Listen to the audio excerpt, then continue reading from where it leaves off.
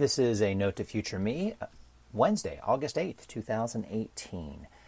Have some thoughts on doing better interviews, and I think that's always a topic to bring up occasionally because I know we all do them occasionally, whether it is part of your podcast routine that you do an interview all the time or occasionally, or maybe a solo podcast, as you've heard me do, but occasionally I'll put an interview in once in a while, especially when you're in the right situation, at the right conference, at the right meeting, that you have that key person that you've always wanted to talk to and always wanted to bring into your podcast, and you break format per se, and you want to do the best interview you can at that point in time. So here are some ideas, some thoughts to think about, to maybe make note to yourself as you move into doing maybe more of an interview format or an occasional one.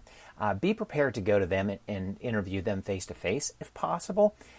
It's not always possible, but usually way better than remote. Technology's helped a lot with that via Skype or Zoom, but as you know, having a conversation with someone, it's always nicer to be face-to-face. You get more of the body gestures and the feedback from them with questions that you give them. And it usually does end up being a better podcast and an interview. If you have other people with you helping you, having someone else go and set up first so you can hang out and talk to your guests before. Even if you don't have help with the podcast, accessory people and setup people, just sit down and have a conversation with them. Get them to feel at ease in your studio, whatever your studio is. But just, again, a conversation about anything, probably more than just what the podcast is going to be about, but just about their day, about what's going on after the podcast, just to get their juices flowing to have a conversation with you, and you get a better feel of how their day is going, how well they're prepared for that podcast as well, and get a feel for their flow of how they interact with you. As soon as you sit down, mic up, and start recording, even if you have to edit that piece out, at least they're getting a feel for the equipment, the headphones, where the microphone's sitting, the adjustment of the microphone and such. That's stuff that's going to be cut out, and you can tell them it's going to be cut out, but it gets them a better feel for what the sound is going to be and what they sound like in headphones with a different pair of headphones that they have on maybe than they're used to as well too. Some other thoughts to think about when you're doing interviews as well is always make sure your guest knows and acknowledges that you are recording.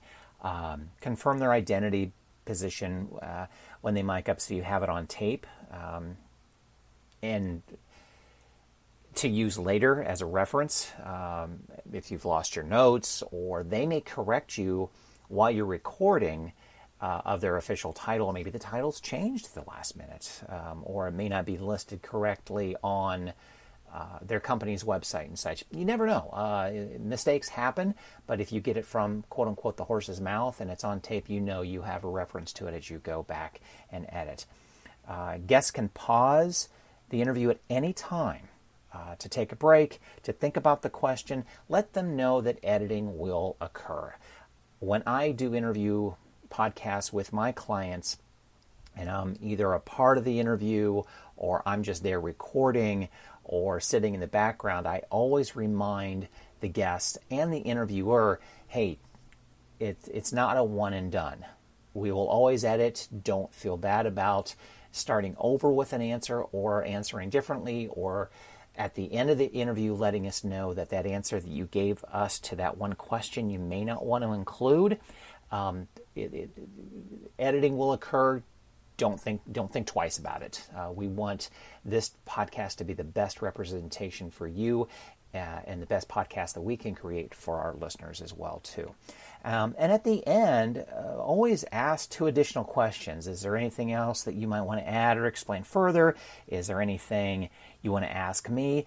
Those questions could possibly be inserted sometime earlier in the podcast too to help with a transition. So it's not always an ending question. It could be just a nice transition question that gets you from point C to point F, and point E didn't work quite well. You can insert some different things with it. So experiment, listen to some really good interview podcasts, and take notes of those great interviewers and what they do, because they have honed their skill in not to replicate what they do, but to see how well they do it and see how you can bring that into your own podcast as well.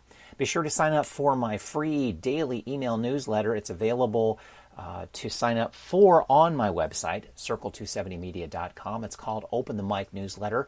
It's a daily email newsletter delivered at noon, real quick, 2 or 3 stories each day. I cover Sales 101 for podcasters, a podcaster's production toolbox, social media toolbox, podcast news, and as well on Fridays, podcasts that I suggest you should listen to binge over the weekend. Thanks for taking notes with me.